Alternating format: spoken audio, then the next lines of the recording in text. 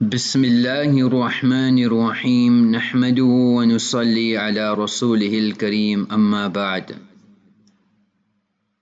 Good is from Allah, halat are from Allah, conditions are from Allah. The people of Iman have been commanded in different situations to look at what is the command of Allah and do the amal. More than that, at asbab wise to prepare as well. People are of the notion that Dajjal will be one boogeyman with a ugly appearance, and he will have a face one-eyed appearance that will be like a mutant, like a monster. But he is Dajjal, the deceiver, the master deceiver, the grand master of deception, the expert, the specialist of trickery, the guru of the con. So if he will surpass every individual that set foot on earth in illusions and conning people, then there's no bigger scammer than Dajjal. So people won't even know that they're in the con. Now let us look at the current situations as well. And mentioning all of these halat and conditions and catastrophes is to bring the world on their knees. The ball is already in play. When a person doesn't have food, they don't have water, and somebody offers you help, you will go, especially if they are humanitarian, especially if they save the world, they save the universe. So Dajjal will be the master conman. Yasiru ma'ahu Jibalul Khubz wa Anharul Ma, that mountains of food, grain, wheat, all the food reserves of the world will move with him, and all the water reserves of the world will be in his control. Now if we look at the global perspective now, where they are securing all the land reserves, they are buying out all the land, they're buying out all the water reserves. So that ball is already in motion. Somebody needs medical solution, they need an antidote, there's some disease, there's some sickness on earth, and people need a solution for that. So he will provide for you a vaccine that will save your life, an antidote. So when a person is in a situation and they're in a situation of compromise where everything is at risk and jeopardy, then that person, how Nabi Alayhi Salam has explained, when Dajjal will be there, his fitna will be so strong that a husband will come home, tie his wife, he will tie his mother, he will tie his daughter.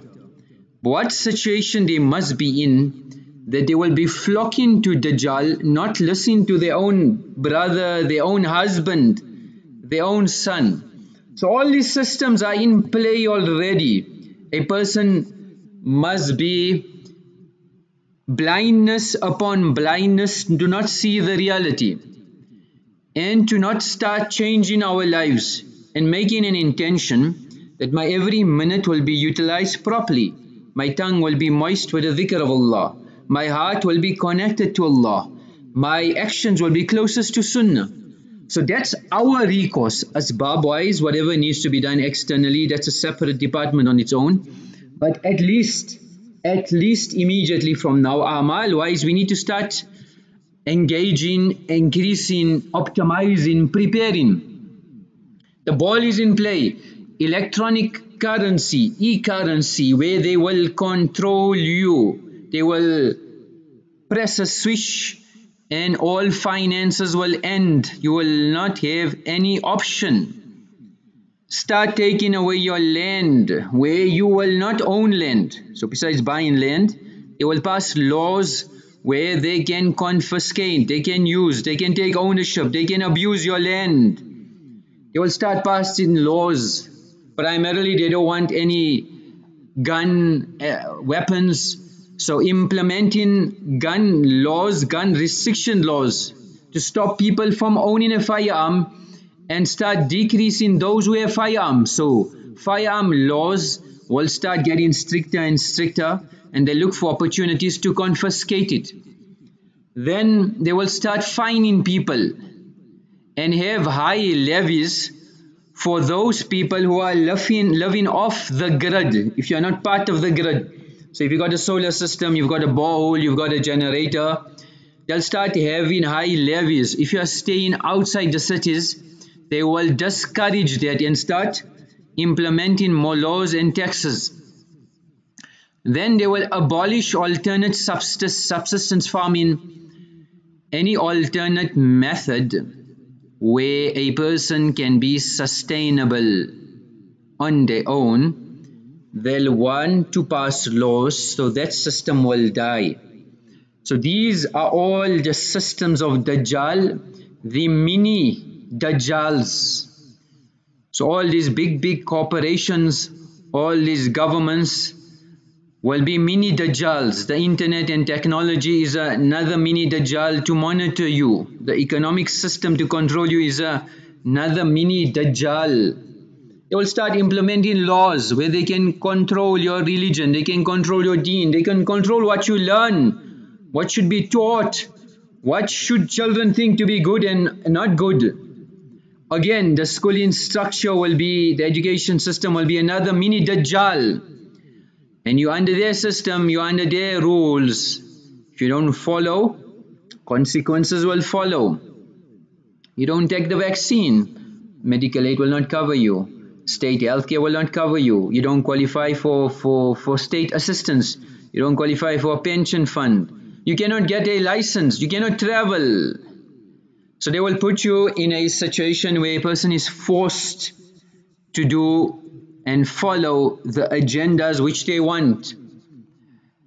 So people will do it voluntarily, but those that don't want to do it, they will force them and put them in a corner as well. So the people of Iman prepare internally and externally. That's why they say preparation is knocking on the door of success. Preparation is knocking on the door of success. Prepare prayerfully. We need to prepare prayerfully. In Amal, plan purposefully. Know your objective. Proceed positively. Have hope in Allah. Allah's help is with me. Pursue persistently. Be constant on it. So prepare powerfully, plan purposefully, proceed positively and pursue persistently. Victories are not born on the field. You create them during practice. So now's the time of practice. Don't wait for things to happen.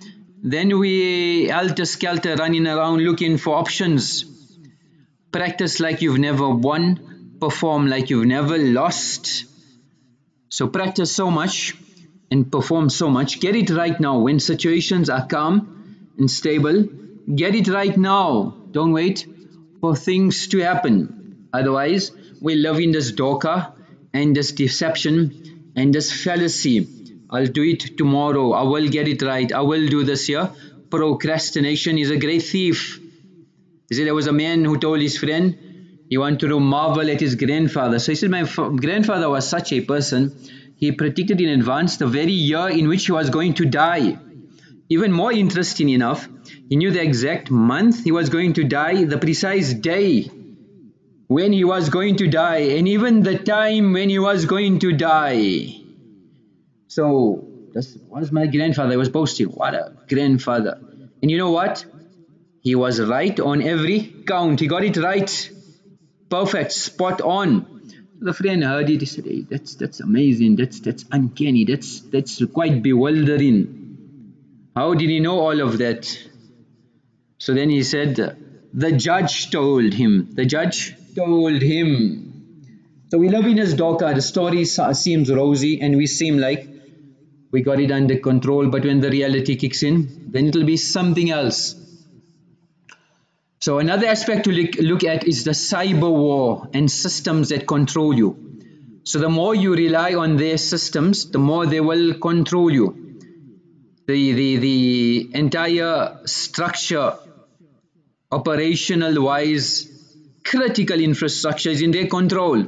Whether it's electric power, whether it's finance, whether it's telecommunications, whether it's healthcare, whether it's transportation, water, the defense, the internet, And all this also, besides controlling it, is vulnerable.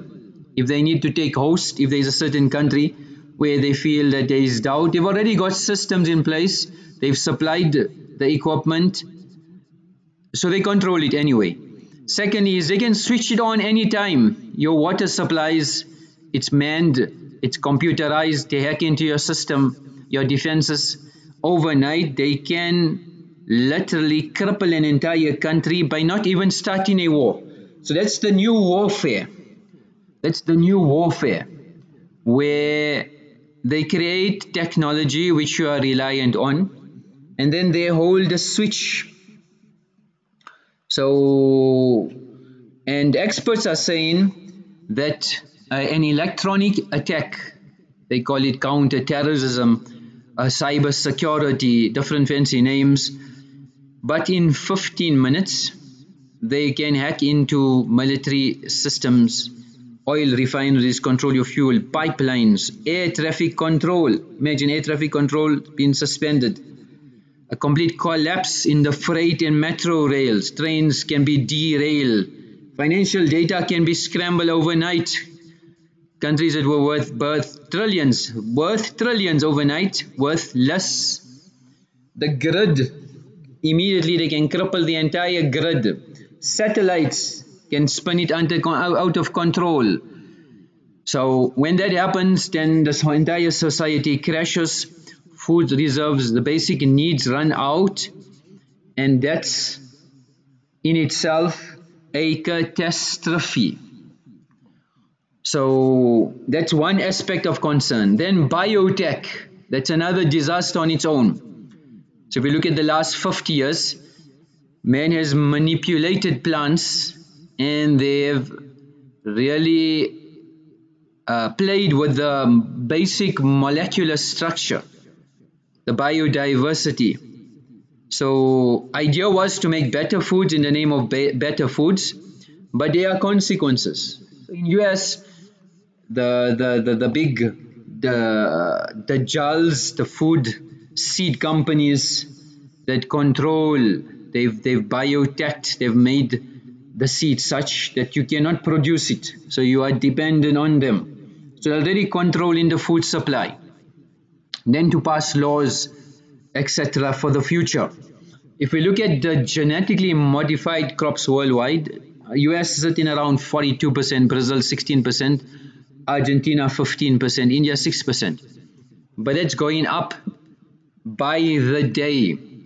So researchers have found that these genetically modified food seeds have been found to interbreed and move distances away. A Swiss biotech company, they mistakenly labeled and sold a seed that was unapproved, a GM corn, and that is one announcement, one mistake that they've let out to the public. But there's more sinister and more. We need to do more research in that. If Allah gives us time, we should try to understand. A believer has a forecast and foresight. And from all of this here, you can synthesize, because if they are creating the pesticides that have been created, the bacterium in the soils, etc. So they can synthesize viruses, bacterias from the research, the genome makeup of the different items which Allah subhanahu wa ta'ala has created on earth, and they can design something that is a bug which no human or any species on earth can be immune to. So they literally dajjal, system playing God with regards to your food. Then if you look on the tech side, so the future is AI, artificial intelligence. They've got access to the data, the technology, science, information, different futuristic concepts. But it's not futuristic, it's here already on our doorstep. and this is realistically genuine super intelligence, and the ability of these AIs is unfathomable. It's beyond human comprehension, and they want to create. So the first aspect is they want to create. They telling you that we want to make your life easier, whether it's in the medical field, whether it's in your homes, but everything now will be under their control. Every road will have cameras, your houses will have cameras, and you'll buy the cameras just for your surveillance and monitoring, but they built these cameras. They've got secret gateways to have access to your homes, and they've got facial recognition, they've got motion recognition. So the new cameras you'll find, they say it's motion detection, but that motion detection is actually to monitor you and your movements. So from your cameras to your fridges, you'll see you'll be smart fridges, smart TVs. So all of these will have cameras there. Your computers have cameras, smart homes, smart cars. Now the car that's moving, these smart cars, they control it. They could decide that 500 people in South Africa that are in these cars, you immediately should crash.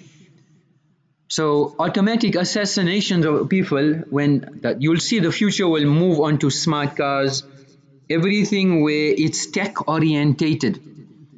So the more you go into the older systems, the more preservation. The more we are on horses, people might say you're outdated, but the people of Iman, just with the knee of Sunnah, bow and arrow, archery, etc., these are the asal asbab. You can build and manage it completely off the grid.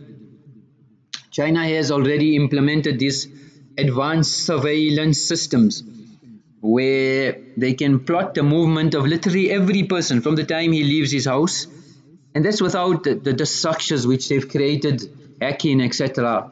Then if you look at this same tech, transhumanism, so whether it's intercepting data, whether it's computing or medical equipment, but integrating everything and making humans into machines.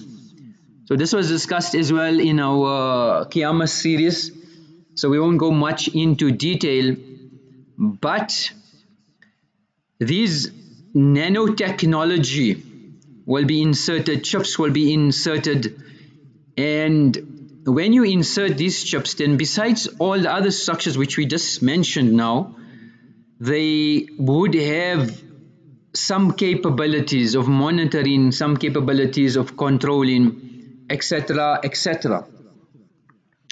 The consequences of all of this here and like the GM foods, etc., we found that simple things, the death of bees, it's already a sign, it's an alamat. So they say 42 billion of the global economy is controlled because of the blessing Allah has created the bee. But if you look at data and research, and these are basic needs and basic commodities which we use every day. These everyday foods that we are using and utilizing it now, the bees, Allah subhanahu wa ta'ala has made it that pollination takes place.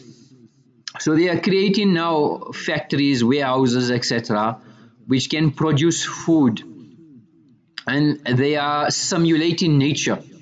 So again, Dajjal, the mini Dajjals, these corporations, the doors are already being opened, and we find that they say we've lost already in certain countries 70% of bees. So when the bees end, farming ends, and again you rely on the Dajjali system. So we need to make dua to Allah subhanahu wa ta'ala, we need to turn to Allah subhanahu wa ta'ala. Nabi alayhi salam has mentioned one of the best livelihoods is رَجُلٌ فِي غُنَيْمَةٍ فِي رَأْسِ شَعْفَةٍ مِّن شَعْفَةٍ مِّن هَذِهِ الشَّعْفِ.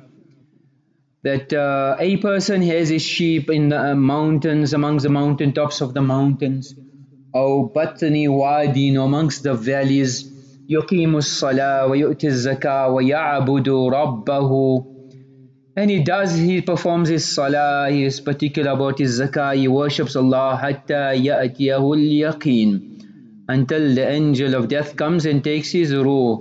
لَيْسَ مِنَ النَّاسِ إِلَّا فِي خَيْرٍ. And he is amongst the best of people in that era. May Allah subhanahu wa ta'ala give us the reality of understanding and making amal. Wa akhiru da'wana alhamdulillahi rabbil alameen.